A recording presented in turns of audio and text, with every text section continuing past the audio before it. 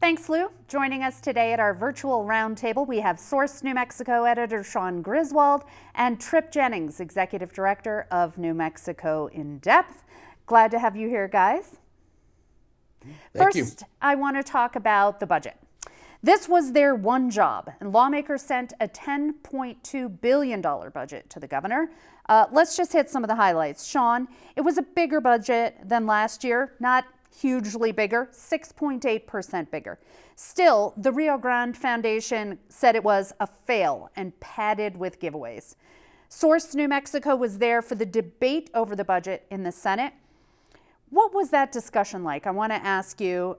Democrats hugely outnumber Republicans in the legislature and in the Senate. Did Democrats steamroll this budget, or was there GOP support for it? The budget did have substantial support from Republicans in both the House and the Senate. And the major debate really does come off to the issue of reserves. You know, New Mexico is in a surplus. That's why we're in another record budget spending session. But the concern that was brought up in a lot of the debate from both Republicans and Democrats was, how much are we going to continue with this cash flow? Obviously, that's dependent on oil and gas activity. And the concern is that industry can at times be volatile. So by saving money and putting money in reserves, the idea is that we're going to set this budget up to a point where when and if that actual industry starts to falter and New Mexico starts seeing fewer revenues from that the state won't have to do drastic cuts with the investments that it is doing. But I think what was substantial out of the debate is Senator George Munoz, who was really prominent in leading the budget conversation, is telling New Mexicans, you're not a poor state. Stop thinking you're poor. And that's coming from this identity of we are spending money on not only our government, but also initiatives to support people in the state. Yeah, there was a big surplus, $3.5 billion in mostly extra oil and gas money. And like squirrels, lawmakers stashed some of those acorns away, like $1 billion worth of acorns away in funds and endowments aimed at creating what they were all calling future money. So there were funds created and plumped up for water, housing, transportation, college scholarships and tuition, conservation. Trip, you've got the long view here. You've been watching this legislature almost 20 years. Are we looking at a major change in strategy in the state budget?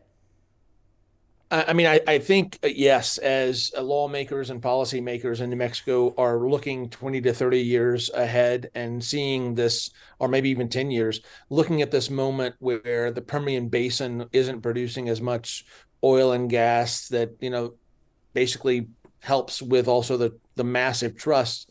Those revenues help produce, 40 to 45% of the state budget every year, oil and gas. And so to Sean's point with the operational reserves, which is like, what you have in the budget, that's for year in, year out. They're thinking about, we need to create these trust funds that will, let's take it down to a family. If you're a wealthy family, you've got, let's say, $10 million. Do you spend it all right now, or do you set it in investments and then live off the interest, which can actually be pretty substantial? And that's kind of the principle here. That's what they're thinking about. And their thinking is, in the future, that will reduce the volatility of the state budget. The question is how much?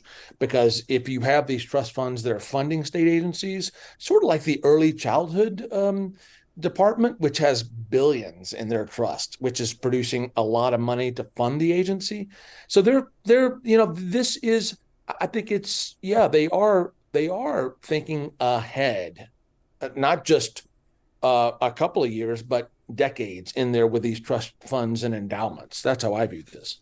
I want to talk about taxes. The House put together a $200 million package that included income taxes for everyone, especially people who make the least. They also cut the capital gains tax deduction, so those who are earning money, on investments, real estate, they can only deduct about $2,500. They flattened the corporate tax rate to 5.9%. Which will raise it by about $500 a year for businesses that bring in less than $500,000. Trip, how does this package compare to last year's tax package? Yeah, this was it's very interesting. They really had a strategy around this thing because last year the tax package, the omnibus tax package, was about $1 billion in costs, and a lot of that was the tax rebates that the governor had wanted to send to New Mexicans. What happened last year is that she used, because it was an appropriation bill, and under the Constitution, state constitution, if there's an appropriation bill, the governor has line item veto authority.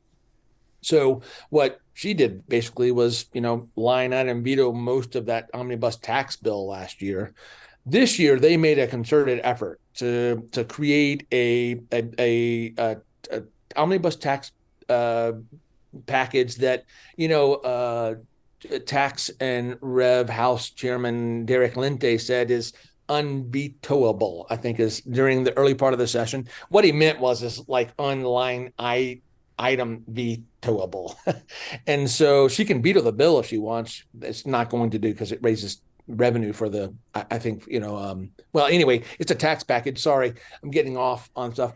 There's a lot of provisions here, and they didn't want her to be able to go into this line item veto authority. With this line item veto authority, that's why it's smaller than last year. Because basically, if the rebates is an appropriation, she could have used the line item veto authority. That's the strategy. Yeah, and we'll talk more in a minute about some of the things that are in there. But something I remembered from Source New Mexico's reporting is you guys, Sean, did a lot of work covering the fires in northern New Mexico. There's some relief in the tax package for people impacted by the fires. Am I right? Yes, and this has to do specifically with some of the representation that families or residents or individuals who are going through the federal FEMA process to rebuild their homes. And there's some of that tax rebates that will go directly to individuals who have either had their claims approved or in the process of getting it, or when they finally do get it, will be able to receive some money back in expenditures they've spent ahead of before they got their claims. Now that obviously is an issue because we're seeing a very slow rollout with FEMA dollars that goes to pay for people's rebuilding of their homes, tending their property. And so a lot of people have already put up money to get that going just so they have a place to live. And so these rebates are, in a sense, a way to help recover some of that money while also potentially even supporting a bit of the legal representation that some people have had to use to utilize in navigating the federal system. Now, that is going to be something that we're going to be following a little bit more because now you're essentially providing lawyers a little bit of a tax rebate for services that were already paid for. So we'll have more on that as we understand a little bit more about what that does. And Trip, New Mexico in Depth did a lot of reporting, a major series on alcohol in New Mexico, and the alcohol tax. There was another big push again this year. Real briefly, what happened? Basically, that was, it died in committee in the House Tax and Revenue Committee last Friday. Partly it's because now you have competing bills that have totally different rationales or strategies for how to handle the crisis. We lead the nation in alcohol-related deaths. The rates, and so it basically, in a sense, it was doomed by competing bills among Democrats. And powerful lobby also. Yeah, that's very true. Very true. Yes. Big picture here. Do you guys think this tax package represents, in terms of some of its priorities, especially some of the green energy credits and things like that, tax cuts for New Mexicans, higher corporate tax rate, capital gains, does this represent the increasing liberal bent in the legislature? Is that what we're seeing? Sean, do you think so? I mean, I would say that it falls in line. I don't know necessarily I would call it liberal bent because the majority party in the federal government is Democrats, excuse me. And I believe that they're kind of falling in line with a lot of the federal policies that are providing tax credits on a federal level and codifying them at a state level to match what the feds are doing. You bring up, clean energy or even electrification, you're going to see more tax credits that New Mexico is lining itself with the federal policies of the current federal administration. And so that's why I believe it's less liberal, it's more status quo and keeping New Mexico up with a lot of the federal dollars that are coming into the state. And we're seeing a lot of that, kind of process being built in. So New Mexico can actually receive a lot of the federal infrastructure money that is available for the state. Tripp, let me come to you on this. We've got about a minute left.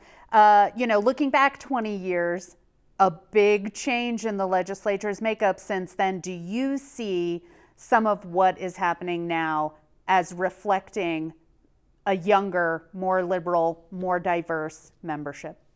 I would say so, because back in the Richardson years, back 2003, his first year, they basically had an income tax. It was highest rate was 8.2, lowest rate was 4.9. They staggered it over several years to get a flat tax 4.9%. This actually, the tax brackets, the lowest income earners are going to be paying less than they were before, as I understand the tax package. So while I agree with Sean, I totally get what he's saying. I do think in the state, it does reflect this younger, more urban, more progressive kind of like leadership that you're seeing in the House and the Senate. In the House especially. So thank you, Tripp and Sean. We'll be back soon to talk about some of the other bills lawmakers sent to the governor. But first, a few conversations with lawmakers and policy advocates from my time inside the Roundhouse during the final week of the session.